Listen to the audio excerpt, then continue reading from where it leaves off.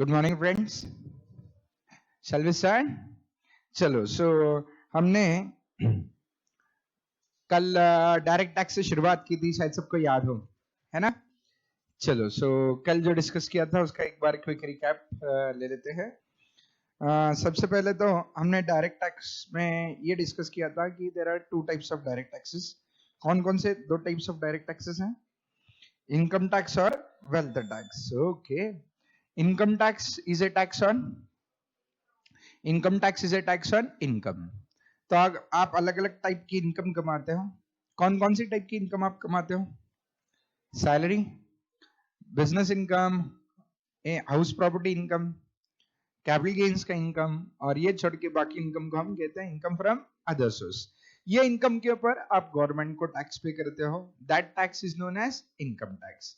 तो basically why income tax is known as direct tax? Reason being आप ये tax किसी इंटरमीडियरी के थ्रू नहीं पे करते, आप ये टैक्स डायरेक्टली गवर्नमेंट को पे करते हैं, इसलिए हम इसको डायरेक्ट टैक्स कहते हैं।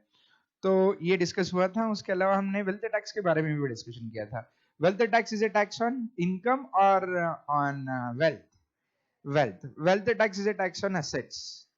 जो असेट्स आपके पास है, ठीक है, उन असेट्स पे आपको पहले वेल्थ टैक्स पे करना पड़ता था। अब ये वेल्थ टैक्स हालांकि गवर्नमेंट ने अबॉलिश कर दिया, और मैंने इसके बारे में आपको ये भी बताया था कि वेल्थ टैक्स जिस ईयर में अबॉलिश हुआ उस ईयर में गवर्नमेंट ने इनकम टैक्स के रेट्स बढ़ा दिए। ठीक है, पहले दो टाइप्स ऑफ डायरेक्ट टैक्सेस थे, एक था इनकम टैक्स और दूसरा था वेल्थ टैक्स। उसमें से वेल्थ टैक्स अबॉलिश हो चुका है, अब बाकी सिर्फ कौन सा टैक्स है? Income tax. ओके, सो इनडायरेक्ट टैक्सेस तो हम जानते ही हैं। इनडायरेक्ट टैक्सेस जो टैक्सेस होते हैं वो ट्रांजैक्शंस पे होते हैं। इनडायरेक्ट टैक्सेस आप गवर्नमेंट को डायरेक्टली पे करते हो या किसी इंटरमीडिएरी के थ्रू। यानी इनडायरेक्ट टैक्सेस सेलर बायर से कलेक्ट करता है, ठीक है, सेलर इनडायरेक्ट टैक्सेस बायर से कलेक्ट करता है, बायर से कलेक्ट करके किसको पे करता है? गवर्नमेंट को। तो basically indirect taxes are paid through an intermediary, whereas direct taxes are paid directly to government। तो डायरेक्ट टैक्स में हम सिर्फ एक ही टैक्स बाकी है, इनकम टैक्स।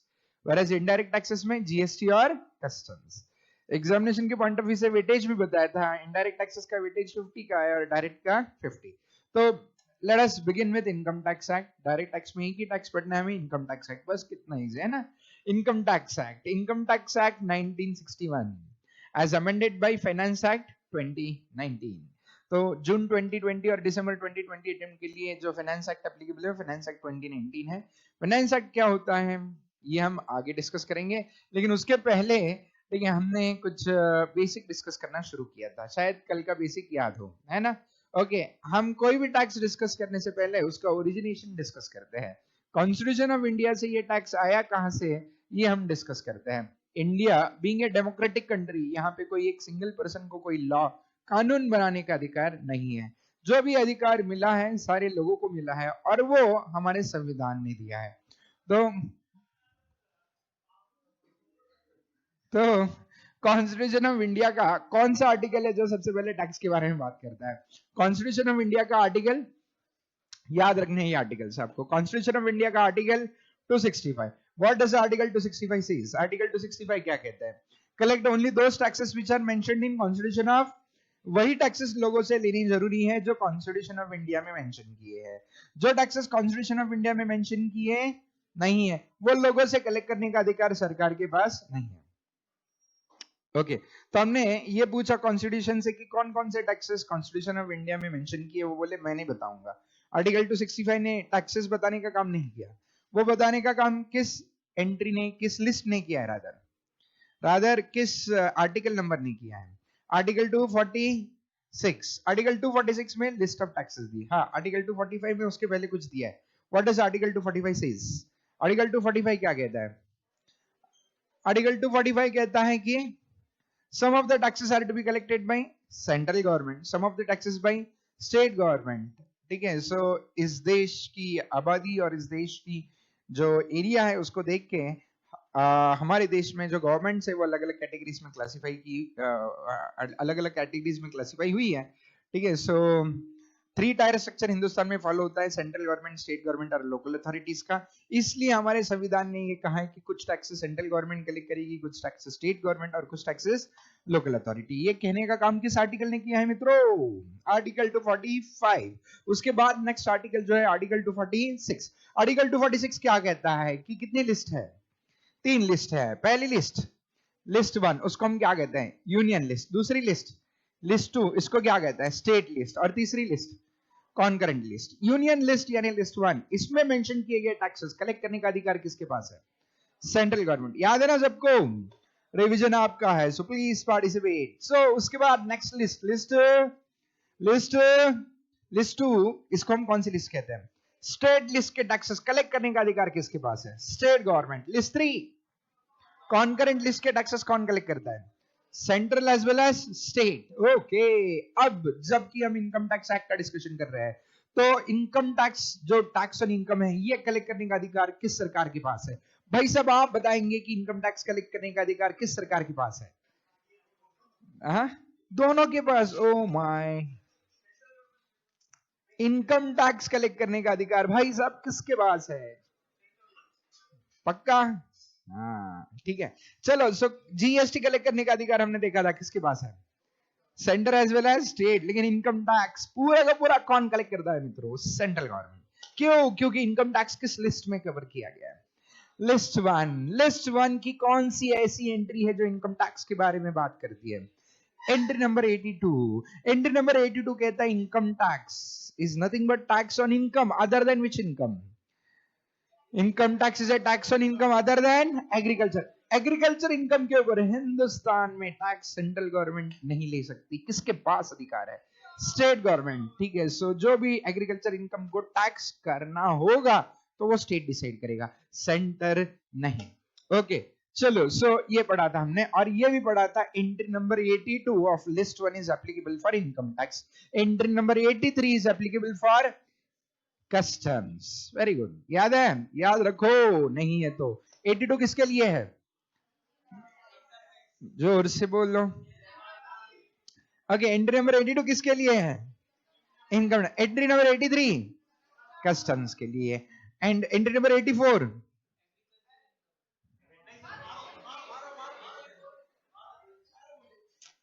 ओके, सो हम लिस्ट 1 की बात कर रहे हैं। एंट्री नंबर 84 आपको है ही नहीं। ठीक है, जीएसटी के लिए कौन सी एंट्री बताइए? बताइए भाई साहब, जीएसटी के लिए कौन सी एंट्री है? जीएसटी के लिए सेपरेट आर्टिकल लाया गया, आर्टिकल 246। भूलने का। Very good. Income tax income पे लगता है, उस इनकम पे जो आपने हिंदुस्तान में कमाई है। ठीक है, सो हिंदुस्तान में कमाई हुई income, rather income tax act is applicable to whole of India including the states of Jammu and Kashmir. यानी सर इसका मतलब जम्मू एंड कश्मीर में जो इनकम कमाई गई है उस पर भी इनकम टैक्स भरना है? जी हाँ। ओके चलो, अब ये एंट्री नंबर 82, इसके बारे में कल ही डिस्कस हुआ था। Income tax is limit through entry number 82 of list 1। Here the central government is empowered to collect this tax. Okay चलो, सो यहां तक हुआ था डिस्कशन कल तक। ठीक है, सो आज बढ़ेंगे आगे। सब लोग तैयार हो? आज बहुत सारी इंपॉर्टेंट चीजें डिस्कस होने वाली हैं, तो ध्यान देके सुनिएगा, समझिएगा, याद भी रखिएगा। ओके मित्रों, अब आगे बढ़ते हैं। ये तो समझ में आ गया सर कि इनकम टैक्स कौन सी सरकार कलेक्ट करेगी। पहले तो ये समझा सर इनकम टैक्स इनकम पे होता है। दूसरी बात ये समझे सर ये कौन सी सरकार कलेक्ट करती है, ये बात समझ में आ गई सर। लेकिन एक बात अभी तक समझ में नहीं आई सर, हिंदुस्तान में टैक्सेस कैसे, कोई भी लॉ कैसे बनता है? ठीक है सर, वो समझना जरूरी है क्या? जी हाँ। ठीक है, क्या समझना जरूरी है सर कि हिंदुस्तान में लॉ बनाता कौन है? अगर समझे इनकम टैक्स एक्ट हो या जीएसटी हो या कोई भी एक्ट, कस्टम्स एक्ट हो, ये सारे एक्ट्स बनाए किसने हैं? ठीक है, सो क्या मैकेनिज्म है हिंदुस्तान में, कैसे बनते हैं लॉ? तो लोग बोलते हैं गवर्नमेंट बनाता है। कौन सी गवर्नमेंट पूछा तो बोलते हैं सेंट्रल गवर्नमेंट बनाता है। ओके चलो, सो वैसे नहीं है। ठीक है, जब हम कहते हैं कि हमारी कंट्री डेमोक्रेटिक कंट्री है, for the people, by the people, of the people, इसका मतलब ये होता है कि यहाँ पे जो भी कानून बनाएंगे हम सब लोग मिलके बनाएंगे। लेकिन सर हम सब लोगों ने बनाया नहीं कोई कानून, नहीं आप लोग ही बनाते हो। कैसे जानने के लिए देखिए ये स्लाइड। ठीक है, अब मित्रों हिंदुस्तान में कॉन्स्टिट्यूशन ऑफ इंडिया जो बनाया गया था इंडिपेंडेंस के बाद, तो उसने हमारे फंडामेंटल राइट्स को या ठीक है पावर्स को 3 कैटेगरी में बांट दिया। ठीक है, हिंदुस्तान में ठीक है पावर्स को किसी एक सिंगल पर्सन के पास नहीं दिया गया बल्कि 3 पार्ट्स में बांट दिया। ठीक है, पहले पावर को लेजिस्लेटिव पावर यानी लेजिस्लेटिव ऑर्गन कहा गया, दूसरा जुडिशियल ऑर्गन और तीसरा एग्जीक्यूटिव ऑर्गन। यही डेमोक्रेसी की खासियत है। इसलिए हिंदुस्तान की डेमोक्रेसी स्टडी करने के लिए अलग अलग देशों से लोग आते हैं अभी भी। ठीक है, इतने सालों के बाद भी, कि इतनी बड़ी डेमोक्रेसी इतने सालों तक चल कैसे रही है। तो ये सबसे बेसिक चीज है जिसके बेसिस पे हमारी डेमोक्रेसी प्रस्तापित हो चुकी है और इतने सालों तक सक्सेसफुली चल रही है और चलते रहेगी। रीजन एक ही है कि किसी एक के पास सारी पावर्स मत दो। ठीक है, ये अपना अंबेडकर जी को बहुत पहले समझ में आया था, तब उन्होंने ये ठीक है ऐसा डिवीजन ऑफ पावर्स किया था। तो सबसे पहला लेजिस्लेट, इस वर्ड का मतलब समझ लेते हैं, तीनों को आराम से समझ लेते हैं। ठीक है, बेसिक चीज है, याद रखना बहुत जरूरी है। लेजिस्लेट का मतलब क्या होता है? Legislate means to make law. Legislate इस वर्ड का मतलब क्या होता है? To make. ओके, तो पहला ऑर्गन वो है, यानी पहला ऑर्गन वो है कि जिसके पास कॉन्स्टिट्यूशन ऑफ इंडिया ने लॉ बनाने का अधिकार दिया। क्या बनाने का अधिकार दिया? लॉ बनाने का। उसके बाद जुडिशियल ऑर्गन यानी क्या? अब जैसे लॉ बन गया, वो बनने के बाद ये लॉ हम सबको फॉलो करना है, देशवासियों को फॉलो करना है। ठीक है, तो अगर हम फॉलो नहीं करते, कुछ गलती कर देते, तो पनिशमेंट होना जरूरी है। पनिश नहीं करेंगे तो डेकोरम ठीक है लॉ ठीक से चल नहीं पाएगा। इसलिए पनिश करने का अधिकार किसके पास दिया? जुडिशियल। और लॉ बनने के बाद एग्जीक्यूट करने का, इंप्लीमेंट करने का, ठीक है, इंप्लीमेंटेशन का अधिकार एग्जीक्यूटिव ऑर्गन के पास दिया। यानी इसका मतलब कानून बनाने वाला ऑर्गन अलग है, उसको एग्जीक्यूट करने वाला ऑर्गन अलग है। अगर एग्जीक्यूट करने के बाद लोग फॉलो नहीं करते तो पनिश करने वाला ऑर्गन अलग है। ठीक है, इसका मतलब rights were divided, rights were divided. ठीक है, सो इससे क्या होगा सर? अगर एक कोई समझो मिस्टर नरेंद्र मोदी जी को ही सारी पावर्स दे दी, कानून भी आप ही बनाइए, एग्जीक्यूट भी आप ही कीजिएगा, और कोई फॉलो नहीं करता तो उसको पनिश भी आप ही कीजिएगा। ठीक है, तो ये तो हिटलर जैसा हो जाएगा ना। ठीक है, मैं हूं डिक्टेटरशिप, ठीक है, मैं हूं सब कुछ हूं, तो ऐसे वाला कॉन्सेप्ट हो जाएगा, जो फिर अंग्रेजों में और यहाँ ये अपने हिंदुस्तान की इंडिपेंडेंस होने के बाद की सरकारों में कोई फर्क नहीं रहेगा। तो इसलिए कॉन्स्टिट्यूशन ऑफ इंडिया बनाते वक्त ये ख्याल रखा गया। तो सबसे पहला लेजिस्लेटिव ऑर्गन यानी लॉ बनाने का अधिकार किसको दिया? ठीक है, लॉ बनाने का अधिकार हम सबको है। हम सब लोग चाहते हैं तो ही हिंदुस्तान में लॉ बन सकता है, अगर हम नहीं चाहते तो लॉ नहीं बन सकता। सर लेकिन हमने कहा कौन सा लॉ बनाया? बताता हूँ लॉ बनता कैसे। सबसे पहले कोई भी कानून बनने से पहले ड्राफ्ट फॉर्म में जब होता है उसको कहते हैं बिल। क्या कहते हैं उसको? बिल। ठीक है, सो वो बिल, अब बहुत सारे बिल बनते हैं और बाद में ये बिल प्रेजेंट किए जाते हैं आपके सामने। आपके सामने सर यानी हमारे सामने कौन सा बिल प्रेजेंट हुआ बताते हैं। आप लोग इलेक्शन में वोटिंग करवाते हो और लोगों को जितवा के देते हो। ठीक है, आपके इलेक्टेड रिप्रेजेंटेटिव जाके बैठते हैं लोकसभा में। कहां जाके बैठते हैं? लोकसभा में। ठीक है, और लोकसभा के लोग किसको नॉमिनेट कर देते हैं? राज्यसभा के मेंबर्स को। ठीक है, यानी ये सब लोग हमारे रिप्रेजेंटेटिव्स है। अब कोई भी कानून बनाने से पहले उसको ड्राफ्ट किया जाता है और उसको कहते हैं बिल। क्या कहते हैं?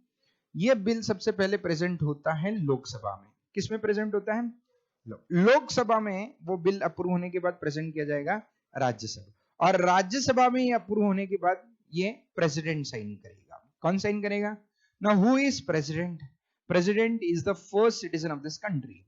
इस देश का सबसे पहला सिटीजन जो है वो होता है president, mister president. At present is mister Ramnath Kovind ji. ठीक है, सो वो प्रेसिडेंट है इस देश के, करंट प्रेसिडेंट है। तो अब समझो कोई कानून बनाना है तो कानून सबसे पहले कहां प्रेजेंट होगा? लोकसभा। लोकसभा में अप्रूवल मिलने के बाद राज्यसभा। राज्यसभा में अप्रूवल मिलने के बाद प्रेसिडेंट साइन करते हैं और प्रेसिडेंट के सिग्नेचर के बाद बनता है वो एक्ट।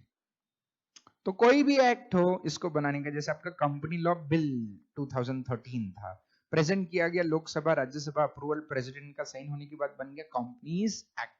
वैसे इनकम टैक्स बिल था, लोकसभा राज्यसभा में प्रेजेंट करने के बाद प्रेसिडेंट ने साइन करने के बाद बन गया इनकम टैक्स एक्ट। जब तक प्रेसिडेंट साइन नहीं करते हैं किसी एक्ट को यानी किसी बिल को, तब तक वो एक्ट बनता, एक्ट नहीं बनता तब तक वो एग्जीक्यूट नहीं होगा। जब तक एग्जीक्यूट नहीं होगा तब तक हम लोगों के ऊपर वो लॉ बाइंडिंग नहीं है। अब जैसे बहुत सारे कानून बनाए हैं पिछले 2-3 सालों में और कुछ कानून बहुत ही डिबेटेबल बन चुके हैं। ठीक है, अब कानून बनने के बाद कुछ कर नहीं सकते, क्यों, लोकसभा के मेंबर ने अप्रूवल दिया, राज्यसभा के मेंबर ने अप्रूवल दिया, अब तो ये पास हो गया, पास होने के बाद क्या करेंगे आप, ठीक है, सो ये बन गया।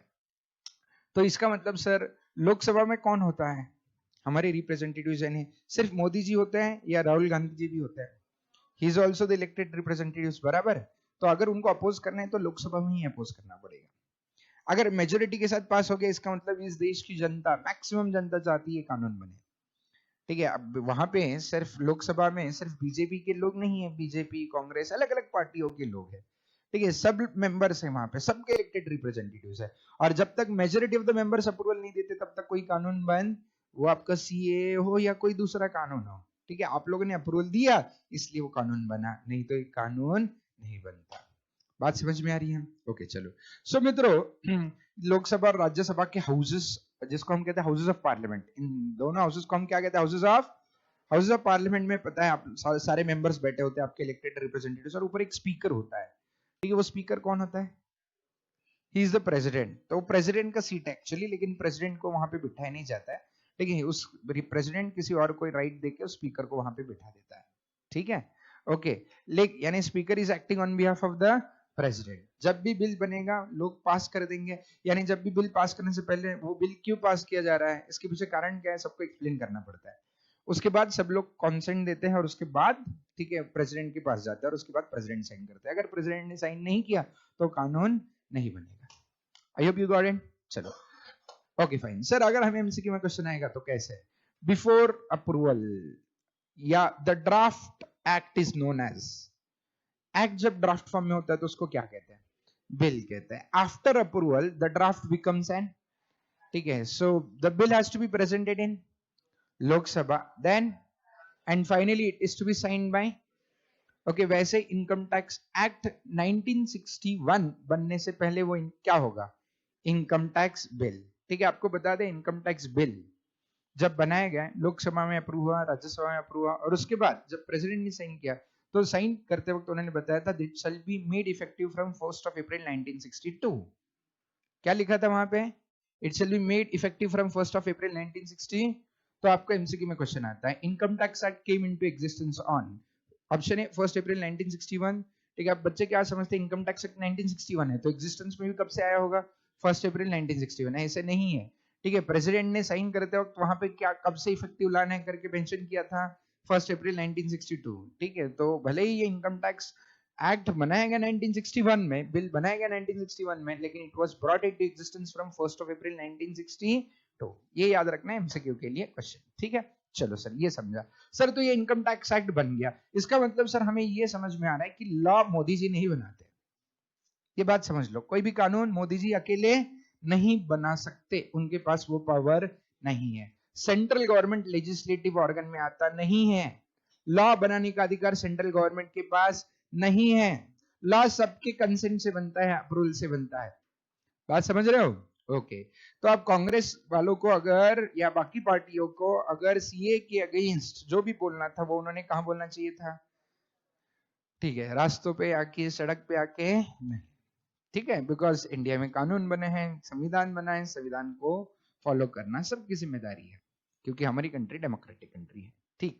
चलो अब ये कानून एग्जीक्यूट करने का पावर किसके पास है, ठीक है, बन तो गया, बनने के बाद एग्जीक्यूट करना पड़ेगा पहले, ठीक है। सो एग्जीक्यूट करना यानी लोगों तक पहुंचाना, लोगों को समझाना, ठीक है। अब जैसे इनकम टैक्स एक्ट की बात करें तो इनकम टैक्स एक्ट बना है लेजिस्लेटिव ऑर्गन ने, लेकिन उसके बाद ठीक है लोगों को समझाना कि बाबा इनकम टैक्स एक्ट क्या होता है, ठीक है। पहले तो इनकम टैक्स का यानी इनकम कैसे कैलकुलेट करना है, हाउ टू कैलकुलेट इनकम वगैरह, ये सारी चीजें इनकम टैक्स एक्ट में मेंशन की। लेकिन समझो आपने इनकम कमाई, इनकम का कैलकुलेशन, इनकम के ऊपर के टैक्स का कैलकुलेशन भी किया, लेकिन इनकम टैक्स भरना कहाँ है, is not mention in that. कहां जाके हम इनकम टैक्स पे करें, मोदी जी को पे करें या हम हमारे फाइनेंस मिनिस्टर को पे करें, ठीक है।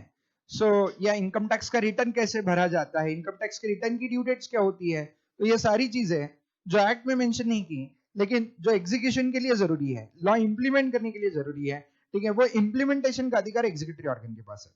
किस ऑर्गन के पास, जुडिशियल ऑर्गन के बारे में बाद में बात करेंगे, पहले एग्जीक्यूटिव ऑर्गन, ठीक है। सो ये एग्जीक्यूट करने का अधिकार किसके पास है, सेंट्रल गवर्नमेंट के पास। As the income tax act is covered in list 1, list 1 में पावर किसको मिला है, तो किस चीज का पावर मिला है? लॉ एग्जीक्यूट करने का। इनकम टैक्स एग्जीक्यूट करेगा सेंट्रल गवर्नमेंट, कलेक्ट भी कौन करेगा? सेंट्रल। ठीक है, सो वो कलेक्शन कैसे करने वाली है, रिटर्न कब फाइल करने हैं, कलेक्शन करने के लिए टैक्स पे करने की ड्यू डेट्स क्या होगी, चालान कौन सा होगा, ये सब बताने का काम किसने किया है? Central government. ठीक है, तो सेंट्रल गवर्नमेंट का हेड कौन है? Who is the head of central government? Prime minister of this country. तो मोदी जी यहाँ आते हैं। मोदी जी लॉ बनाने में आते हैं या एग्जीक्यूट करने में आते हैं? तो एग्जीक्यूट करने में। तो मोदी जी, सर ये हिंदुस्तान में तो बहुत सारे लॉ है, अकेले मोदी जी कैसे एग्जीक्यूट करेंगे? इतने सारे लॉज है जो हम पढ़ रहे हैं ना, तो सारे लॉज के लिए सेम प्रोसीजर है। ठीक है, तो एग्जीक्यूट करने के लिए मोदी जी को इतने सारे लॉज का ज्ञान होना चाहिए। क्या मोदी जी को इतने सारे लॉज का ज्ञान होगा? मुमकिन है? बहुत मुश्किल है तो बहुत अच्छी बात है, लेकिन बहुत मुश्किल है। ठीक है, सो फिर प्राइम मिनिस्टर अकेले एग्जीक्यूट करते हैं क्या लॉज, या he executes the laws through various ministries? So under prime minister there are various, यहाँ पे नहीं है, ठीक है चलो, under prime minister there are various ministries, अलग अलग मिनिस्ट्रीज होती है। उसमें से एक मिनिस्ट्री जिससे हम डील करने वाले हैं, मिनिस्ट्री ऑफ फाइनेंस। किस मिनिस्ट्री से डील करेंगे हम? Ministry of finance. ठीक है, मिनिस्ट्री ऑफ फाइनेंस में दो बोर्ड्स है। मिनिस्ट्री ऑफ फाइनेंस में कितने बोर्ड्स हैं? दो। ठीक है, अब देखो मिनिस्ट्री ऑफ फाइनेंस जो है ना, फाइनेंस से रिलेटेड जो भी लॉज है वो एग्जीक्यूट करने की काम करते हैं। मिनिस्ट्री ऑफ फाइनेंस फाइनेंस से रिलेटेड जो भी लॉज है, जो भी एक्ट्स है, वो एग्जीक्यूट करने का काम करता है। अब tax is A part of finance only. ठीक है, सो टैक्स में भी दो टाइप के टैक्सेस हैं, एक डायरेक्ट टैक्स और एक इनडायरेक्ट टैक्स। तो मिनिस्ट्री ऑफ फाइनेंस के दो बोर्ड्स हैं। मिनिस्ट्री ऑफ फाइनेंस के दो आगे बोर्ड्स, कौन से board sir ministry of finance के? एक है सीबीडीटी, जिसका फुल फॉर्म है central board of direct taxes, और दूसरा है CBIDT, central board of indirect taxes. ठीक है, वो किस में आएगा सर? ये प्रेसिडेंट के नीचे एमओएफ आएगा, ministry of finance, and ministry of finance के दो बोर्ड्स। कौन से दो boards?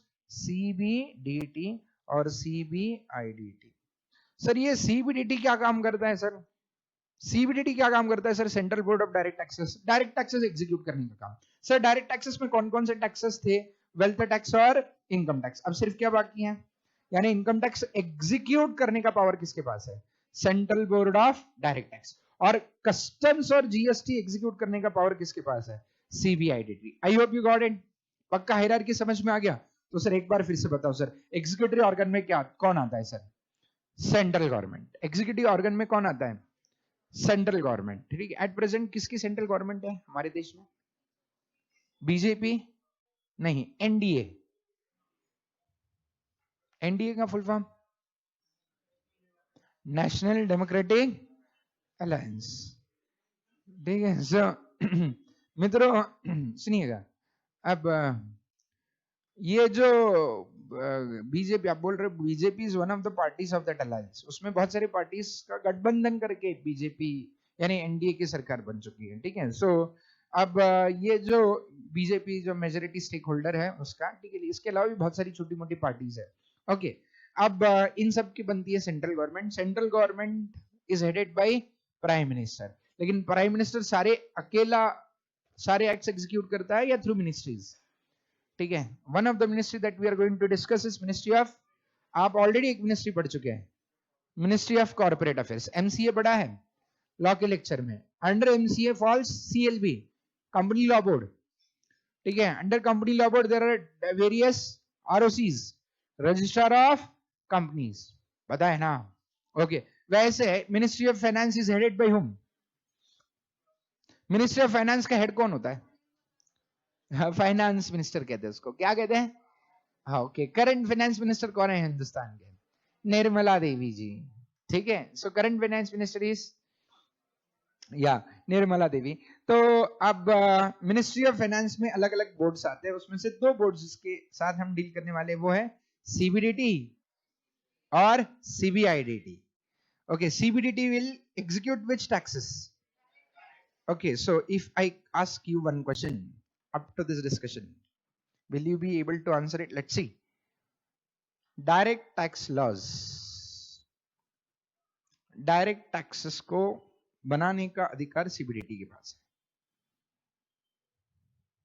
CBDT has the power to make changes, amendments in direct taxes, that is income tax. CBDT has the power to implement, or rather CBDT has the power to introduce new sections in direct tax.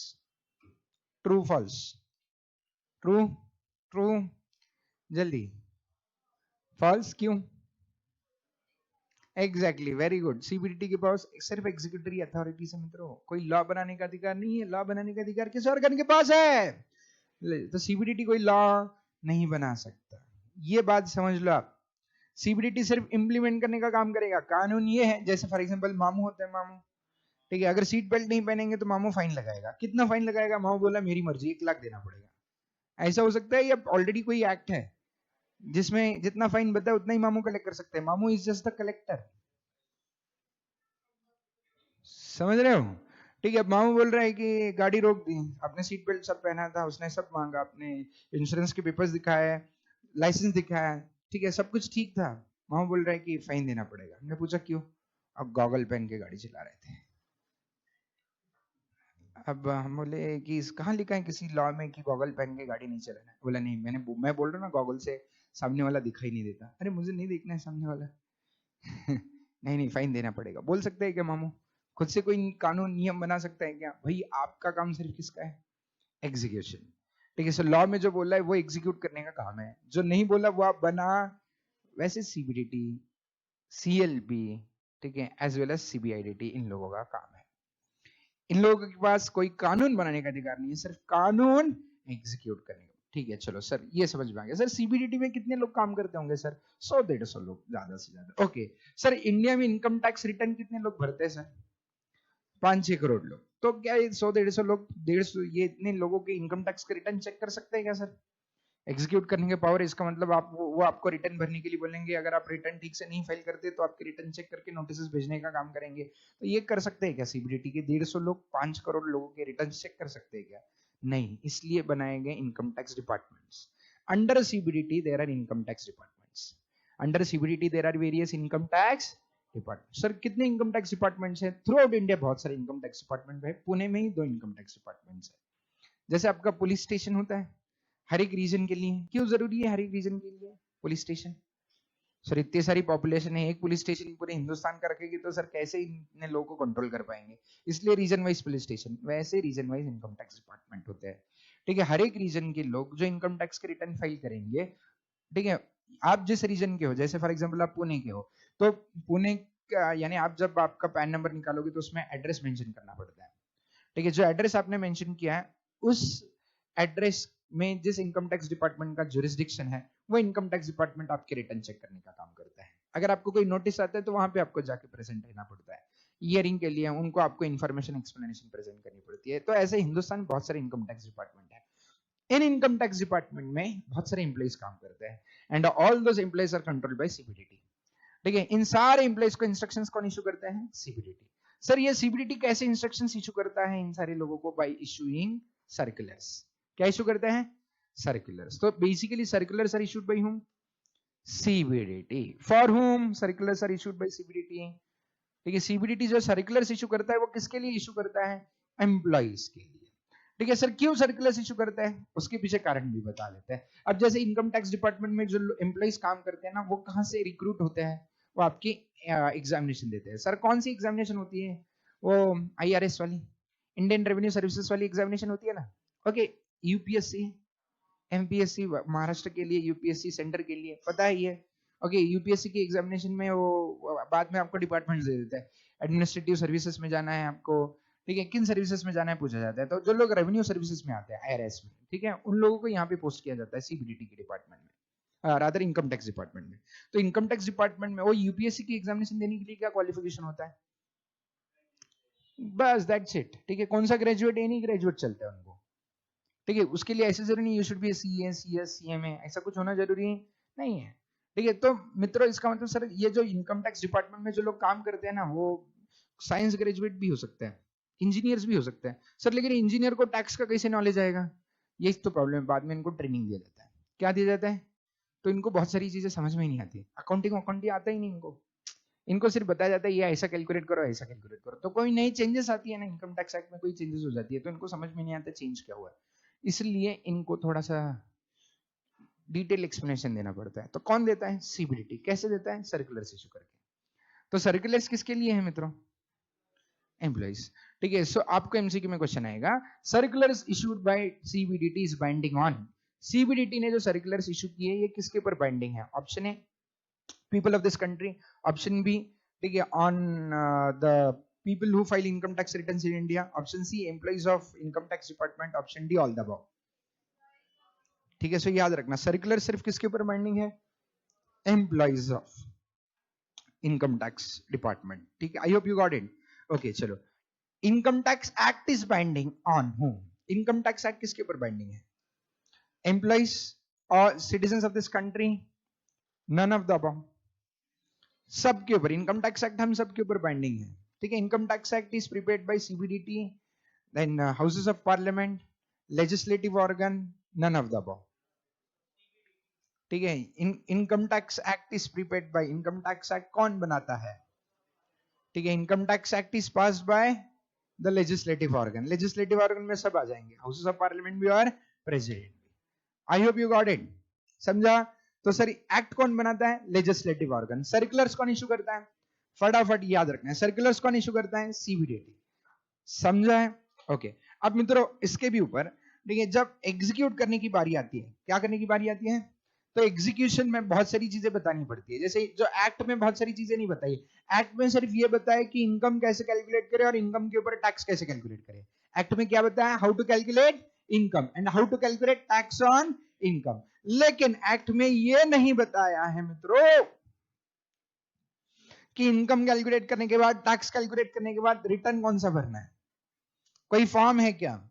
ठीक है, then कहां जाके payment करना है, चलान कौन सा है, ये सारी चीजें कहां मेंशन की है? रूल्स में। किस में मेंशन की है? सर इसका मतलब एक्ट अलग होता है, रूल्स अलग होता है? Yes sir. ये रूल्स कौन बनाता है? रूल्स बनाता है एग्जीक्यूटिव ऑर्गन, यानी कौन? Central government. तो रूल्स आर प्रिपेयर्ड बाय, ठीक है, जैसे इनकम टैक्स एक्ट है वैसे इनकम टैक्स के रूल्स भी है। रूल्स क्यों जरूरी है? एग्जीक्यूशन के लिए।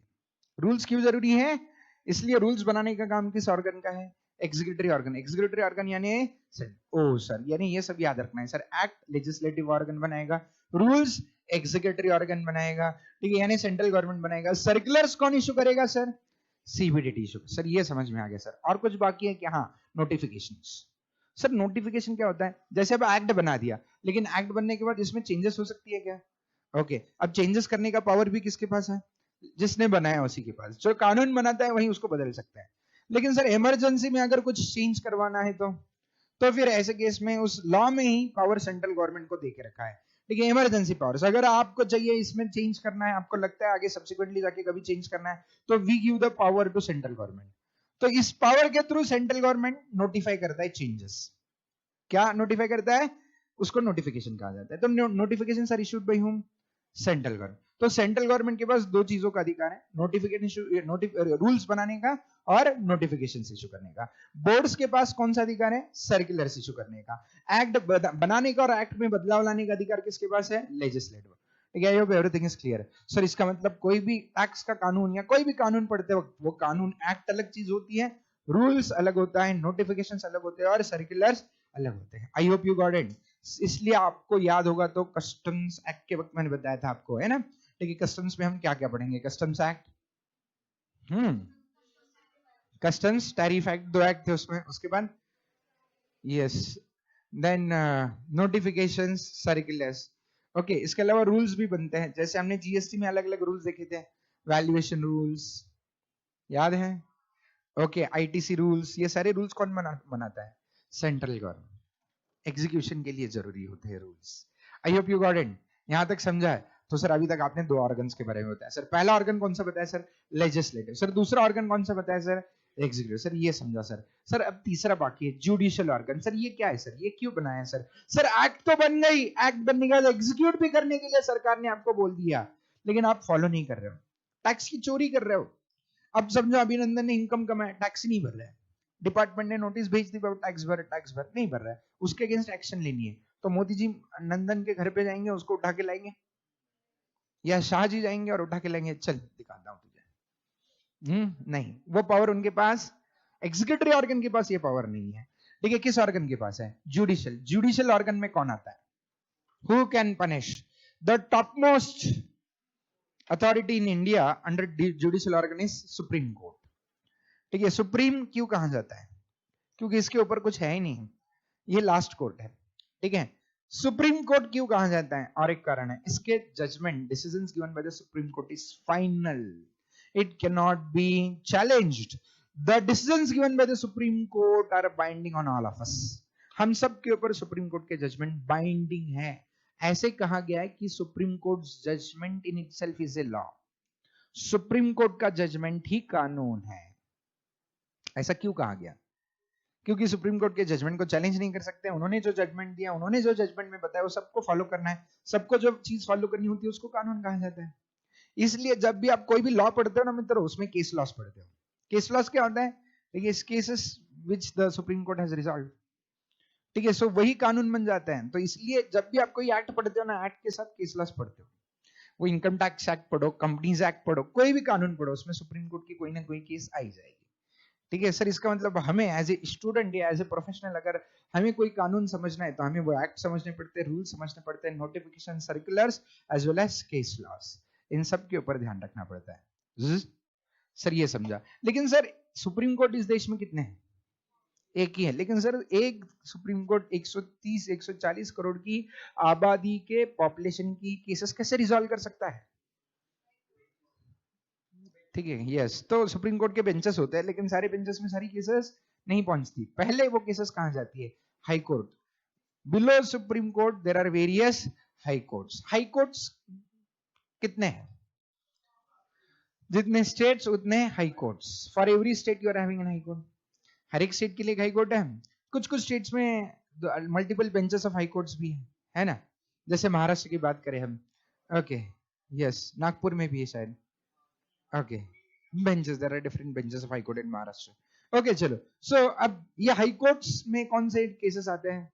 सबसे पहले अगर कोई डिस्प्यूट होता है तो केस जाता है डिस्ट्रिक्ट कोर्ट में। किसमें जाता है?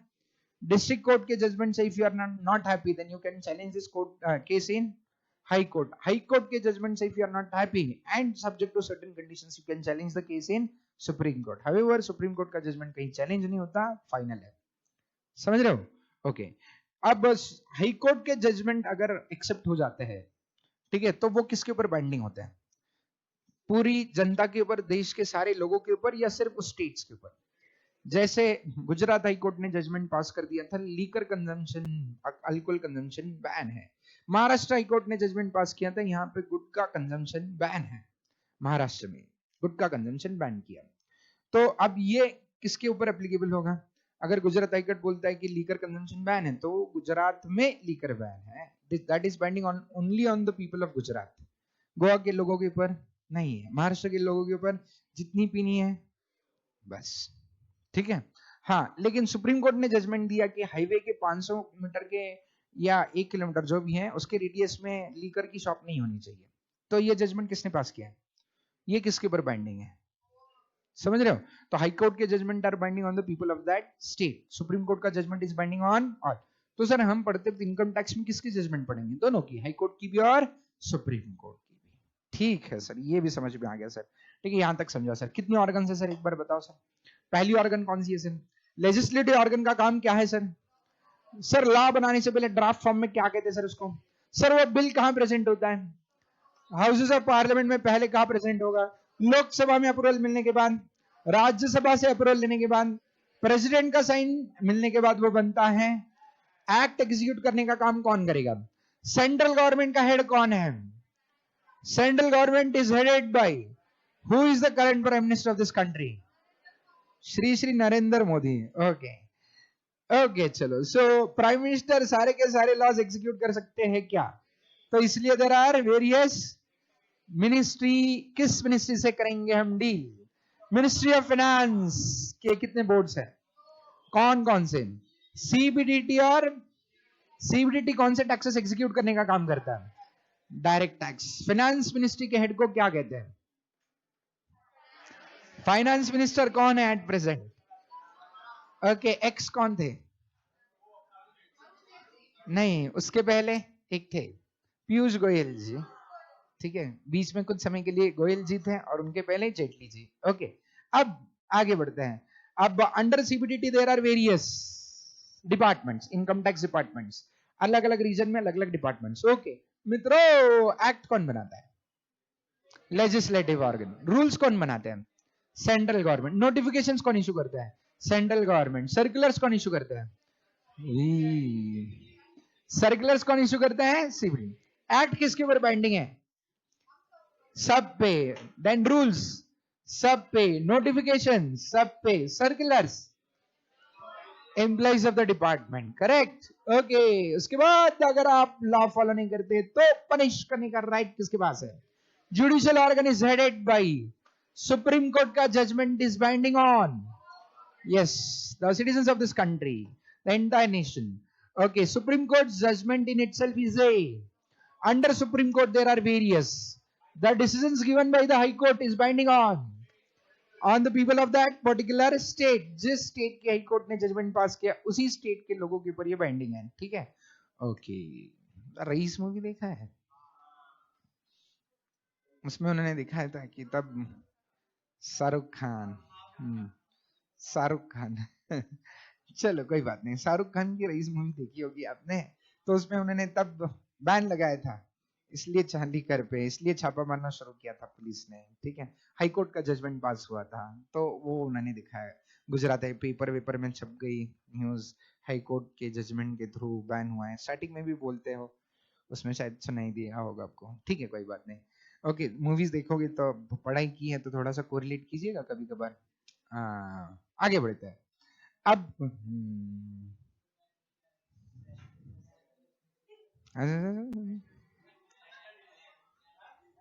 डेमोक्रेटिक अलायंस, हाँ एनडीए गठबंधन की सरकार। यानी देखो इसमें कैसे होता है, मेजोरिटी पाने के लिए आपको सर्टेन नंबर ऑफ सीट्स चाहिए होती है। ठीक है। सो आपके अकेले की अगर उतनी सीट्स नहीं रहेगी तो आप सपोर्ट ले सकते हैं किसी से। तो उन्होंने बहुत सारे पक्षों का, जैसे अब वो बिहार की कौन सी पार्टी है नीतीश कुमार जी की? जेडीयू। तो बीजेपी और बीजेपी को समर्थन किसका मिला है? जेडीयू का। महाराष्ट्र से पहले मिला था शिवसेना का, अभी निकाल दिया। तो ऐसे बीजेपी ने बहुत सारे पक्षों का सपोर्ट लेके सरकार बनाई है, इसलिए उस सरकार को एनडीए कहा जाता है, नेशनल डेमोक्रेटिक अलायंस। ठीक है। चलो फाइन। जैसे फॉर एग्जांपल वो क्या बोलते हैं, महागठबंधन है महाराष्ट्र में। ठीक है। कौन सा नहीं, कौन सा अलायंस कहा गया? महाआघाड़ी, महाविकास आघाड़ी। किसका विकास हो रहा है पता तो नहीं चल रहा है, लेकिन नाम है आघाड़ी का, महाविकास आघाड़ी। ठीक है, कोई बात नहीं। चलो अब शुरुआत करेंगे कुछ इंपॉर्टेंट डेफिनेशन से। ठीक है। So shall we start with some important definitions जो जरूरी है आपको समझना, बहुत जरूरी है। पूरे पूरे के पूरे टैक्स लॉज में आप ये डेफिनेशंस याद रखोगे मित्रों। ठीक है। रीजन क्या है? ये जो चीजें हैं वो हर एक चैप्टर में आएगी, कहीं ना कहीं आपको परेशान करेगी, इसलिए इसको एकदम पक्का कर लीजिए। अब मित्रों टैक्स किस पे कैलकुलेट होता है? इनकम पे। इनकम किस पीरियड का लेना चाहिए आपने? ठीक है। तो अकाउंट्स में जैसे फाइनेंशियल ईयर होता है, फाइनेंशियल ईयर कितने मंथ्स का होता है? वेरी गुड, 12 मंथ्स का होता है। सही है। वैसे इनकम टैक्स में उसको फाइनेंशियल ईयर नहीं कहते, इनकम टैक्स में उसको कहते हैं क्या, वो जानते हैं। ठीक है। So we are going to calculate income of a particular period, that period will be known as previous year. क्या कहा जाएगा? सर बात कुछ हजम नहीं हुई सर, ये प्रीवियस ईयर का मतलब अंग्रेजी में अगर हम देखा जाए तो प्रीवियस का मतलब पिछला होता है। ठीक है। सर इनकम हम पिछले साल की कैलकुलेट करेंगे या ये साल की? पिछले साल की या ये साल की? ओके चलो अब बताते हैं, पूरा बता देते हैं, ध्यान देके सुनना। इनकम टैक्स में पहले तो हिंदुस्तान में कंपनियों के लिए कानून है। ठीक है, ध्यान देके सुनिएगा सब। कंपनियों के लिए कानून है। ओके, कंपनियों के लिए कानून है, कंपनीज एक्ट। हाँ, कंपनी लॉ जिसको आप कहते हैं, कंपनीज एक्ट जो भी है, सुनिए ध्यान देके। उसमें मेंशन किया है कि कंपनी का फाइनेंशियल ईयर कब से शुरू होना चाहिए, कब खत्म होना चाहिए। सही है। कब से शुरू होना चाहिए? 1 अप्रैल। खत्म कब होना चाहिए? 31 में। तो ये 12 महीने का पीरियड होना चाहिए। ठीक है, सही है। जो ये साल के 1 अप्रैल को शुरू होगा और अगले साल के 31 मार्च को खत्म होना चाहिए। ठीक है। और companies act is applicable for all the companies in India apart from companies proprietary concern, partnership concern, इनके लिए कंपनीज एक्ट एप्लीकेबल। अरे बोलो, पार्टनरशिप के लिए कौन सा एक्ट एप्लीकेबल है?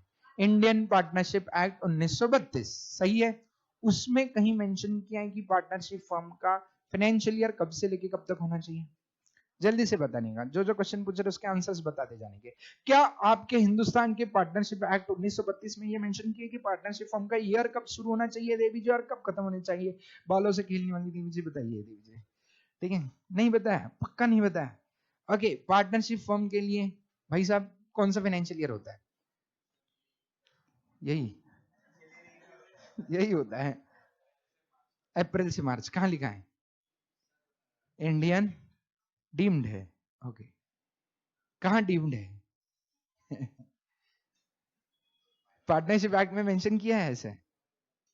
पार्टनरशिप एक्ट में मेंशन किया है? एक ही होता है। तो देखो यही तो गड़बड़ है, अपन इतने सालों से पढ़ रहे लेकिन अपने को पता ही नहीं। पार्टनरशिप एक्ट में कहीं पे भी मेंशन नहीं किया कि फर्म के लिए क्या ईयर होना चाहिए। इसलिए जब भी आप पार्टनरशिप के प्रॉब्लम सॉल्व करते थे ना, हर एक प्रॉब्लम ईयर अलग अलग होता था। कुछ प्रॉब्लम में जनवरी से दिसंबर हुआ करता था, याद आ रहा है बचपन? कुछ प्रॉब्लम में अप्रैल से मार्च हुआ करता था, कभी भी यूनिफॉर्म नहीं था। क्यों? क्योंकि हिंदुस्तान में पार्टनरशिप एक्ट में मेंशन ही नहीं किया कि पार्टनरशिप फर्म ने कौन सा फाइनेंशियल ईयर फॉलो करना है। सिमिलरली प्रोप्राइटरशिप के लिए हिंदुस्तान में कोई एक्ट ही नहीं है, इंडियन प्रोप्राइटरशिप एक्ट। ऐसा कोई कानून बना ही नहीं है। तो प्रोप्राइटरी कंसर्न सुनिएगा, पार्टनरशिप कंसर्न सुनिएगा, या कोई भी कंसर्न अदर देन कंपनीज के लिए कहीं पे भी किसी भी कानून में कौन सा फाइनेंशियल ईयर फॉलो करना है वो मेंशन किया ही नहीं है। इसलिए सुनिएगा, हर एक अदर देन कॉर्पोरेट एंटिटी, हर एक entity has its own right to decide its financial year. हर एक बिजनेस एंटिटी को या हर एक एंटिटी, हर एक पर्सन को अपना फाइनेंशियल ईयर डिसाइड करने का अधिकार है। इसलिए कुछ लोग Diwali to Diwali year follow करते हैं, लक्ष्मी पूजन के दिन किताबें निकालते हैं, ऐसे स्वास्तिक निकालते हैं, कुछ कुछ करते हैं, है ना? ओके, कुछ लोग वो गुड़ी पाड़वा टू गुड़ी पाड़वा फॉलो करते हैं, Parsi new year to Parsi new year follow करते हैं। ठीक है, सो मित्रों, हिंदुस्तान में बहुत सारे रिलीजन्स है और हर एक रिलीजन का ईयर अलग अलग तारीख को स्टार्ट होता है, अलग अलग मुहूर्त पे स्टार्ट होता है। तो इसलिए कई सालों से हिंदुस्तान में अलग अलग फाइनेंशियल ईयर फॉलो होते आ रहे हैं। कोई भी यूनिफॉर्म फाइनेंशियल ईयर नहीं था, कोई भी अभी भी यूनिफॉर्म फाइनेंशियल ईयर किसी भी एक्ट में अदर देन कंपनीज एक्ट, किसी भी एक्ट में फाइनेंशियल ईयर मेंशन किया नहीं है। सुनिए, ठीक है, सो अप्रैल से मार्च वाला फाइनेंशियल ईयर किसने बताया? अंग्रेजों ने। इसलिए कंपनीज एक्ट अंग्रेजों वाला एक्ट है, ठीक है। हाँ, लेकिन उनकी अब इंडिया में जानबूझ के अप्रैल टू मार्च बनाया, उनके देश में जनवरी टू दिसंबर है। यस, ब्रिटिश कंट्रीज में they follow the year January to December, लेकिन हिंदुस्तान में अप्रैल से मार्च।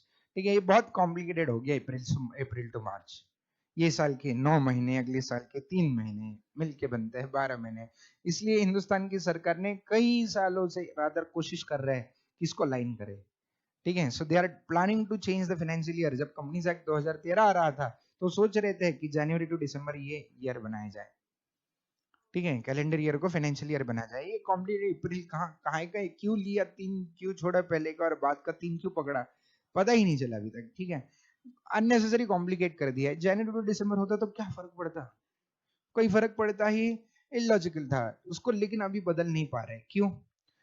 उस ईयर में, जिस ईयर में बदला होगा उस ईयर में थोड़ी तकलीफ होगी। ठीक है, यस, तो इसके लिए उन लोग they are under consideration to change this financial year. ठीक है, होगा कुछ दिनों में, लेकिन सारी एक्ट्स एकदम फटाफट नहीं बदल सकते। बहुत सारे कानून बदले, जीएसटी आया है, बहुत सारी चीजें आई हैं, इसलिए वो बदल नहीं रहे, नहीं तो बदल देंगे कुछ दिन सालों में। जनवरी टू दिसंबर ये इंडिया में फाइनेंशियल ईयर हो जाएगा, लेकिन उसके पहले, ठीक है, अब सिर्फ एक ही एक्ट था। कौन सा एक्ट? कंपनीज एक्ट, और वो भी सिर्फ किसके लिए बाइंडिंग है? ठीक है, तो अब इसमें दिक्कत क्या थी? दिक्कत किसी को भी नहीं थी, हर एक बिजनेसमैन अपना अपना ईयर फॉलो कर रहा था, लेकिन इनकम टैक्स एक्ट में दिक्कत आ रही थी। यानी आप जब इनकम कैलकुलेट करोगे, इनकम के ऊपर टैक्स भरोगे, तो एक इंसान, एक प्रोपरेटर बोलेगा मेरा ईयर जनवरी से दिसंबर है, दूसरा बोले मेरा लक्ष्मी पूजन टू लक्ष्मी पूजन, तीसरा बोले मेरा ईद टू ईद है। बाबा फिर किसका इनकम कैसे कैलकुलेट करे? इसमें इनकम टैक्स ऑफिसर खुद कंफ्यूज हो जाएगा।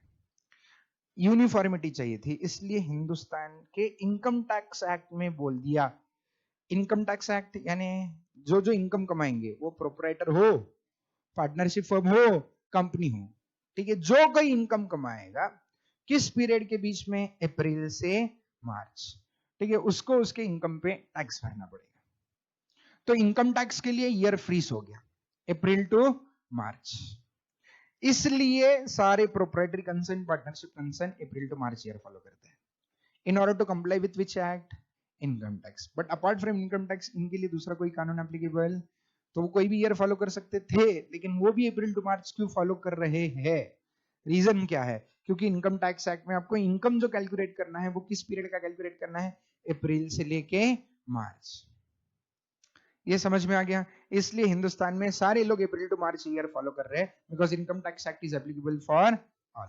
ओके सर, ये समझा सर। अब सर ये प्रीवियस ईयर का झमेला क्या है बताता हूं, ठीक है, आराम से समझो। इनकम टैक्स एक्ट सरकार ने बनाई, ठीक है। इनकम टैक्स हमारे लिए इनकम है या एक्सपेंस है? टैक्स हमारे लिए इनकम है, एक्सपेंस है, आम जनता के लिए। यहां तक समझा? तो इनकम टैक्स एक्ट में ईयर कौन सा बताया मित्रों, बताओ? अप्रैल से मार्च। ये समझ में आ गया है? ओके मित्रों, अब टैक्स जब हम भरते हैं इनकम के ऊपर, वो टैक्स हमारे लिए खर्चा है, सही है, ठीक है। लेकिन गवर्नमेंट के लिए क्या है? ठीक है, गवर्नमेंट का तो रेवेन्यू है, गवर्नमेंट का तो टैक्स से फायदा होगा। Okay, so income tax act basically government ने खुद के लिए बनाया है, क्योंकि गवर्नमेंट को कमाई चाहिए, गवर्नमेंट को कमाई चाहिए। अब समझो, फॉर एग्जाम्पल एक छोटा सा एग्जाम्पल लेते हैं, ठीक है। अभी जो फाइनेंशियल ईयर चल रहा है, अकाउंट्स में जिसका फाइनेंशियल ईयर कहते हो, अभी जो फाइनेंशियल ईयर चल रहा है वो कौन सा फाइनेंशियल ईयर है? 1 अप्रैल 19 टू 31 मार्च। अभी तक ये फाइनेंशियल ईयर खत्म हुआ है ना? ओके, अब खत्म होगा कुछ दिनों में, ठीक है। सो अब ये फाइनेंशियल ईयर चल रहा है, अकाउंट्स में आप इसको फाइनेंशियल ईयर कहते हो, सही है। अब ध्यान देके सुनना, पहले आपको हम आपकी भाषा में समझाते हैं, बाद में इनकम टैक्स की भाषा में समझाते हैं। मित्रों समझो, मैं फाइनेंशियल ईयर 1920 की बात करूं, किस फाइनेंशियल ईयर की बात करूं? 1920, जो किस तारीख को शुरू हो चुका है? 1 अप्रैल 19, खत्म किस तारीख को होगा? 31 मार्च। मित्रों इस फाइनेंशियल ईयर में आपने कितना इनकम कमाया, ये आपको कब पता चलता है? ड्यूरिंग द ईयर या ईयर खत्म होने के बाद? करेक्ट। सो आपका ईयर कब खत्म होगा? 31 मार्च 20 को ईयर खत्म होने के बाद आप क्या करेंगे? आप वो करते हो, बुक्स ऑफ अकाउंट्स क्लोज, उसके बाद वो बनाते हो ट्रायल बैलेंस, उसके बाद वो बनाते हो P&L बैलेंस शीट, सही है। उसके बाद उसको वो करवाते हो ऑडिट, सही है। उसके बाद आपके बुक्स फाइनल होता है, सही बात है या नहीं? सर इसका मतलब 19-20 में हमने कितना इनकम कमाया ये हमें 19-20 में पता नहीं चलता। सर वो किस ईयर में पता चलेगा? 19-20 का इनकम हमें अगले साल में पता चलेगा। अगला साल जो तुरंत शुरू हो जाता है 1 अप्रैल, बोलते ही नहीं, टू 31 मार्च, ठीक है। ये 21-22, ये सॉरी 20-21 ये ईयर शुरू हो जाएगा। कौन सा ईयर शुरू हो जाएगा? सर तो क्या हम कह सकते हैं 19-20 का इनकम, 19-20 में कमाया हुआ इनकम, 19-20 में कमाया हुआ कैलकुलेट होता है 20-21 में, बराबर है। अब जब इनकम कैलकुलेट होगा, यानी आप जब इनकम आपको पता चलेगा, इनकम पता चलने के बाद ही उस पर टैक्स पता चलेगा, और उसके बाद ही आप गवर्नमेंट को टैक्स पे करोगे। जी हाँ जी ना? तो बताइए 19-20 के इनकम के ऊपर आप टैक्स किस ईयर में भरोगे? 20-21 में। किस ईयर में टैक्स भरोगे? करेक्ट। तो सरकार को आपसे टैक्स कब किस ईयर में मिलेगा? 20-21। तो सरकार के लिए 19-20 इंपॉर्टेंट है या 20-21 इंपॉर्टेंट है? तो सरकार जब भी इनकम टैक्स एक्ट में जो भी प्रोविजन बनाई ना सरकार ने, ठीक है, तो उसने 20-21 को भाव दिया। किसको भाव दिया? सरकार ने खुद के पॉइंट ऑफ व्यू से प्रोविजन बनाई है। तो सरकार ने पहले 20-21 को डिफाइन किया। Sir what is 2021? 2021 is known as assessment year. 20-21 को सरकार ने नाम दिया असेसमेंट ईयर। क्या नाम दिया? सर असेसमेंट इस वर्ड का मतलब क्या होता है? To assess means to calculate, to assess means to, ठीक है, the year in which you calculate your income and tax on income is known as assessment year. Sir अंग्रेजी नहीं सर, हिंदी में। जिस ईयर में आप आपकी इनकम और उसके ऊपर का टैक्स कैलकुलेट करोगे मित्रों, उस ईयर को असेसमेंट ईयर कहा जाएगा। क्या कहा मैंने? नहीं, मैंने जो पूरा कहा हो गई है, जिस ईयर में आप आपकी इनकम और इनकम के ऊपर का टैक्स कैलकुलेट करोगे, उस ईयर को क्या कहा गया? Assessment year. तो इनकम टैक्स एक्ट 1961 में पहले असेसमेंट ईयर को डिफाइन किया है। किसको डिफाइन किया है? सर ये तो उल्टा है। हाँ, लेकिन गवर्नमेंट के लिए उल्टा ही सीधा है। ओके, सो गवर्नमेंट बोलता है कि देखो आपका क्या हो रहा है इससे मतलब नहीं, हमें कब मिलेगा, किस ईयर में मिलेगा, 19-20 का चंदा हमें किस ईयर में मिलेगा, 20-21। तो हमारे लिए कौन सा ईयर रिलेवेंट है, और 20-21 के पहले जो साल आएगा वो आपका हो गया। 20-21 के पहले मींस प्रीवियस, ठीक है। So previous year is the year prior to the assessment year, this is how they have defined previous year. समझ रहे हो? तो प्रीवियस ईयर का मतलब क्या है, पिछला साल, पिछला यानी किसके पीछे देखना है, असेसमेंट ईयर के पीछे का ईयर जो है भाई साहब, असेसमेंट ईयर के पीछे का जो ईयर है उसको हम क्या कहेंगे, प्रीवियस ईयर। ठीक है। सो मित्रों, अगर मैं आपसे एक क्वेश्चन पूछूं कि इनकम किस ईयर में कमाते हो, तो आप क्या जवाब दोगे, टैक्स किस ईयर में भरते हो, तो क्या हम कह सकते हैं हर एक का दूसरा होता है, हर एक प्रीवियस ईयर का एक असेसमेंट ईयर होता है। ओ, समझ में आ गया है, पक्का? तो सर इसका मतलब अगर हम कहे प्रीवियस ईयर 1920 तो उसका assessment year will be 2020। Income tax act हमने सोचते वक्त, हमने कैलकुलेशन करते वक्त, हम जीते वक्त पहले प्रीवियस ईयर जीते हैं और बाद में असेसमेंट ईयर, लेकिन डिपार्टमेंट पहला कौन सा ईयर जीता है, ठीक है, और उसके बाद वो किसके बारे में सोचता है। ओ सर, समझा सर। अब सर मुझे बताइए 18-19 प्रीवियस ईयर का असेसमेंट ईयर कौन सा होगा, 1920 बराबर। 1920 प्रीवियस ईयर का असेसमेंट कौन सा होगा, 2021। इसलिए कहा जाता है कि फाइनेंस एक्ट, अब इसमें जो फाइनेंस एक्ट 2019 आया है, फाइनेंस एक्ट 2019 जो आया है, ठीक है, डिपार्टमेंट में वो फाइनेंस एक्ट 2019 लिखते हुए बोला है कि it is applicable for assessment year 2021। ठीक है, कहीं पे भी जब भी डिपार्टमेंट कोई चेंज लाता है, अमेंडमेंट लाता है, नोटिफिकेशन लाता है, सर्कुलर लाता है, तो उसमें वो असेसमेंट ईयर का ही जिक्र करते हैं, प्रीवियस ईयर मेंशन नहीं करते। This amendment is applicable for this assessment year, this provision is applicable for this assessment year, ऐसे ही बोलता है। ठीक है, वो प्रीवियस ईयर को भावी देते हैं नहीं है। ठीक है, तो हमने समझना है कि हाँ इस असेसमेंट ईयर का प्रावधान है, इसका मतलब इसका प्रीवियस ईयर ये है। ओके सर, ये भी समझा सर। अब ये बताइए सर, जून 2020 और दिसंबर 2020 में एग्जामिनेशन देने वाले बच्चों का प्रीवियस ईयर क्या होगा, बताइए आप ही। आपका फाइनेंस एक्ट 2019 है, finance act 2019 is applicable for previous year. Finance act 2019 किसके लिए एप्लीकेबल है, प्रीवियस ईयर 19-20, असेसमेंट ईयर 20-21। तो आपका प्रीवियस ईयर 19-20 और असेसमेंट ईयर 20-21 होगा। जेपा, पक्का जेपा? चलो सर ये समझा। सर इसका मतलब previous year is a period of how many months sir, फटाफट। Previous year is the year of how many months, 12 months, which will begin on 1st of April and end on 31st March. Okay sir, okay, accounts में इस previous year को हम क्या कहते हैं, accounts में हम प्रीवियस ईयर को फाइनेंशियल ईयर कहते हैं, अकाउंट्स में it is financial year, in income tax it is previous. ठीक है, आई होप आप समझ में आ गया सबको, कोई डाउट? सर एक क्वेश्चन है सर मेरा, सर प्रीवियस ईयर कितने मंथ्स का है, 12 सर, पक्का 12 मंथ्स का? सर एक क्वेश्चन है, पूछो ना सर, एक क्वेश्चन है सर, हमेशा 12 मंथ्स का होगा क्या? सर थोड़ा सोचो और बताओ। नहीं, यस, जिस ईयर में आप बिजनेस शुरू करोगे। सर बिजनेस कब शुरू कर सकते हैं बाबा, ऐसे थोड़ी ना कि नहीं मुझे शुरू करना है तो 1 अप्रैल तक रुकना ही पड़ेगा, ऐसा ही क्या? ठीक है, अब मुझे अच्छा लगता है 2 अक्टूबर ड्राई डे, सॉरी गांधी जयंती। ओके, तो मैं 2 अक्टूबर को बिजनेस शुरू कर सकता हूँ क्या? ठीक है, भाई साहब को 14 फरवरी अच्छा लगता है, चिल्ड्रंस डे, चाचा नेहरू जयंती, तो 14 फरवरी को होती है ना। ओके, सो हाँ, तो मित्रों अब 14 फरवरी को भाई साहब को बिजनेस शुरू करना है, तो इनका प्रीवियस ईयर कौन सा रहेगा? समझो भाई साहब ने बिजनेस कब शुरू किया था? ओके, 14 फरवरी 2019 को या 2020 को भाई साहब ने बिजनेस शुरू किया। अब बताइए इनका ईयर, पहला साल कब से लेके कब तक रहेगा? हाय हाय हाय हाय, 14 फरवरी 2020 को बिजनेस शुरू किया, तो पहला साल ये कब समाप्त करेंगे? हाँ, 31 मार्च 21।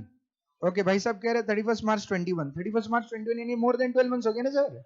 ये कंपनीज एक्ट में अलाउड है, इनकम टैक्स एक्ट में, कभी भी बिजनेस शुरू करो उसके बाद के मार्च को आपको पहला साल खत्म ही करना पड़ता है। तो सर इसका मतलब यहाँ पे 31 मार्च 20 को पहला साल खत्म करना पड़ेगा। तो सर पहला साल तो इनको सिर्फ 1.5 महीने का हो गया सर, सही बात है। तो यस मित्रों याद रखना, तो इनका भले ही पहला साल 19-20 है, लेकिन ये 19-20 में पूरे साल में बिजनेस नहीं किया, उन्होंने सिर्फ 1.5 महीने के लिए बिजनेस किया। तो 1.5 महीने का इनकम कैलकुलेट करके इसका रिटर्न भरो। तो previous year can be a period of maximum 12 months और less than 12 months, it can never exceed 12 months. Companies act में आपका 12 महीने से ज्यादा पीरियड हो सकता है। कंपनीज एक्ट में पढ़े क्या मेंटेनेंस बुक्स ऑफ अकाउंट्स के, कितना ये पीरियड होता है? 15 months. First year can B of 15 months, ठीक है, जो आपके कंपनीज एक्ट में अलाउ किया है, इनकम टैक्स एक्ट में नहीं। जो भी आने वाला मार्च है उसमें आपको पहला साल क्लोज ही करना पड़ता है। तो आने वाला मार्च यानी 1 मार्च को भी बिजनेस शुरू किया तो 31 मार्च को पहला साल क्लोज हो जाता है। सबको समझा? पक्का समझा? तो सर ये समझ में आ गया। तो सर प्रीवियस ईयर एक तो 12 महीने का ही होगा, नहीं तो उससे कम। उससे कम कब होगा? The year in which you start your business, the year in which you from the date of starting business up to subsequent 31 March. जिस तारीख को बिजनेस आपने शुरू किया उस तारीख से लेके 31 मार्च, आने वाले 31 मार्च तक आपका प्रीवियस ईयर रहेगा। जे पा है, ये एमसीक्यू वाले क्वेश्चन है, ठीक है सर। और एक क्वेश्चन सर जैसे इन्होंने बताया सर, जिस ईयर में बिजनेस क्लोज होता है, अब क्लोज करने के लिए मुहूर्त थोड़ी ना देखते सर, ठीक है, बंद हो गया बंद कर दिया। तो हमने बिजनेस बंद किया सर, हमने 15 दिसंबर 2020 को बिजनेस बंद किया, 15 दिसंबर 2020। तो हमारा आखिरी प्रीवियस ईयर कब से लेके कब तक होगा? 15 दिसंबर से पहले कौन सा अप्रैल शुरू होगा? 1 अप्रैल 20। 1 अप्रैल 20 से 15 दिसंबर 20 यानी 20-21 ये ईयर है आपका। इस ईयर में आपने बिजनेस बंद किया, अरे बोलो, लेकिन क्या इस ईयर में पूरे साल को बिजनेस चलाया आपने, या 1 अप्रैल से लेकर 15 दिसंबर, यानी 8.5 महीने के लिए बिजनेस चलाया, 8.5 मंथ्स। तो the previous year, last previous year can be a period of less than 12 months. यानी सर जिस ईयर में बिजनेस शुरू करते हैं या जिस ईयर में बिजनेस बंद करते हैं उस ईयर में प्रीवियस ईयर 12 महीने से कम समय का हो सकता है। कोई डाउट? पक्का नहीं है? सबको समझ में आ गया? चलो सर ये समझो सर। अब असेसमेंट ईयर बताओ सर। वो तो आपने बता दिया सर, असेसमेंट ईयर क्या होता है? असेसमेंट ईयर क्या है? ठीक है, पहले डिपार्टमेंट में किस ईयर को डिफाइन किया है? Assessment year. असेसमेंट ईयर वो ईयर है जिस ईयर में आप क्या कैलकुलेट करोगे? इनकम, और इनकम के ऊपर का टैक्स। ओके सर, तो हर एक प्रीवियस ईयर का एक असेसमेंट ईयर होता है। तो हमारे लिए एप्लीकेबल असेसमेंट ईयर कौन सा है? 2021। फोटो लेने के लिए टाइम देंगे, चिंता मत करो। तो इसको हम assessment year previous year rule कहते हैं। क्या कहते हैं? Assessment year previous year rule. तो क्या है ये रूल? हर एक प्रीवियस ईयर का हमेशा दूसरा असेसमेंट ईयर होता है। इसका मतलब इनकम टैक्स में हमेशा 2 साल होते हैं। कौन से 2 साल? एक प्रीवियस ईयर और एक, चलो सर ये समझ में आ गया सर। तो सर आगे बताइए सर, आगे क्या बताना चाहोगे? आगे ये आज का आखिरी डिस्कशन करना चाहेंगे हम। Finance act 2019, what do you mean by Finance act? गिरने वाले को गिरने दो। ओके मित्रों, फाइनेंस एक्ट का मतलब क्या है और ये है क्या? मित्रों अब इसको बता देते हैं, इसके बारे में थोड़ा बता देते हैं, ध्यान देकर सुनिएगा आज का आखिरी कॉन्सेप्ट। यानी कल से हम टैक्स रेट्स और कैलकुलेशन से शुरुआत कर सकते हैं। मित्रों बात कुछ ऐसे है, इनकम टैक्स एक्ट 1961 में बना। 1961 में हमारी इकोनॉमी की रिक्वायरमेंट जो थी और 2020 में हमारी इकोनॉमी की जो रिक्वायरमेंट है, क्या वो सेम होगी या अलग होगी? 1961 में जब ये कानून बनाया गया था तब देश की स्थिति अलग थी और आज की स्थिति अलग है। तब से लेके अभी तक बहुत सारे बदलाव हुए। तो क्या आपको लगता है कि उस ईयर में 1961 में जो इनकम टैक्स के रेट्स बताए होंगे वही रेट्स अभी तक चलते आ रहे हैं? ऐसा होगा या नहीं होगा? यानी सर रेट्स बदलने पड़े होंगे सर, इनकम टैक्स के रेट्स, यानी सर इनकम टैक्स एक्ट के कानून में बदलाव लाना पड़ेगा। ठीक है सर, बदलाव लाया जाता है क्या? सबसे फ्रीक्वेंटली जो कानून बदला जाता है वही इनकम टैक्स एक्ट। फ्रीक्वेंसी क्या है सर? हर साल में एक बार।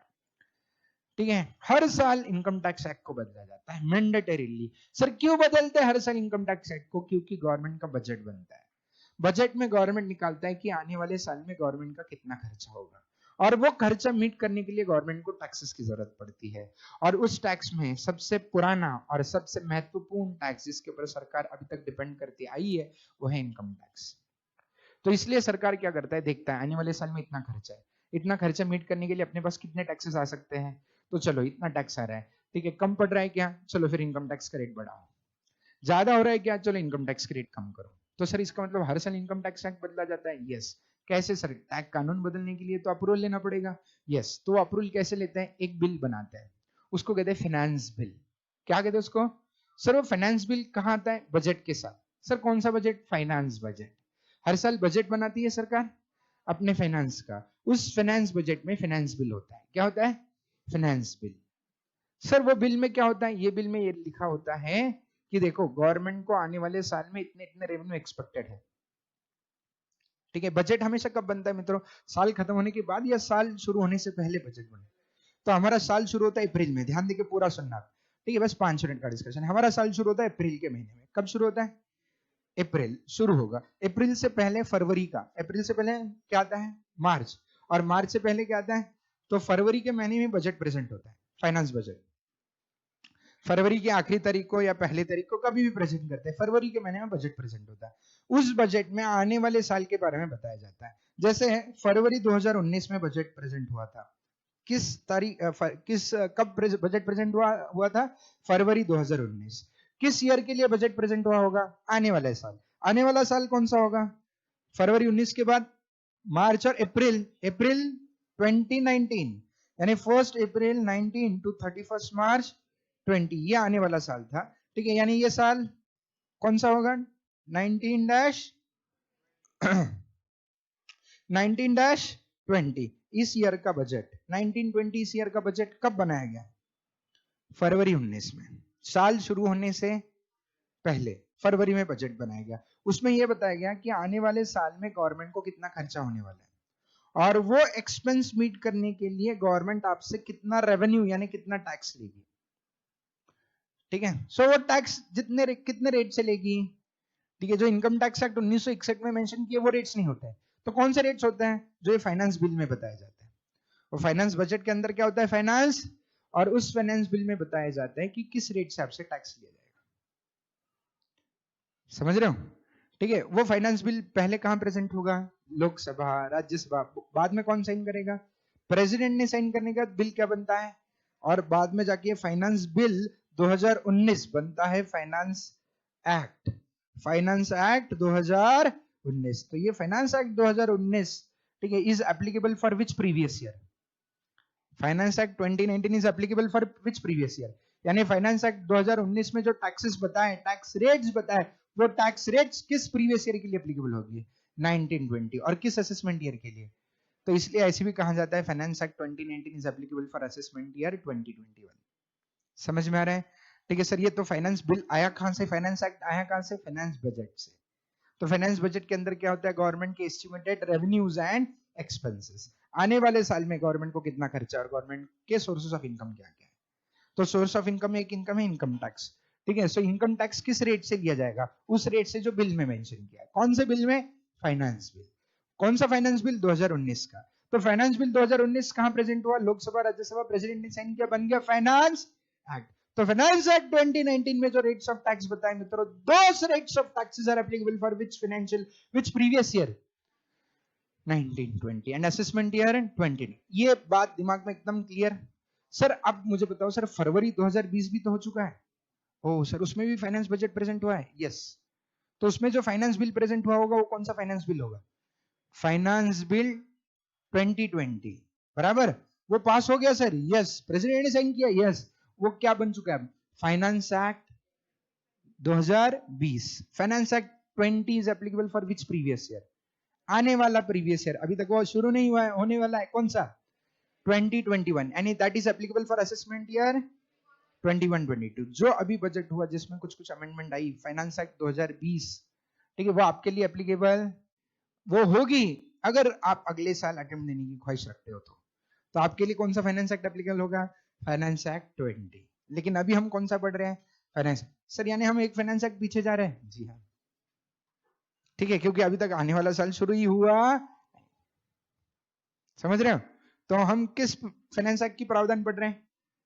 2019 में जो पास हुआ है। किस फाइनेंस एक्ट की प्रावधान पढ़ रहे हैं? 2019। तो फाइनेंस एक्ट 2019 आखिरी बार पूछूंगा, किस प्रीवियस ईयर के लिए एप्लीकेबल है? 1920 किस असेसमेंट ईयर के लिए एप्लीकेबल 2020 यहाँ तक का डिस्कशन सबको समझ में है मित्रों? तो फिर मिलेंगे चलते चलते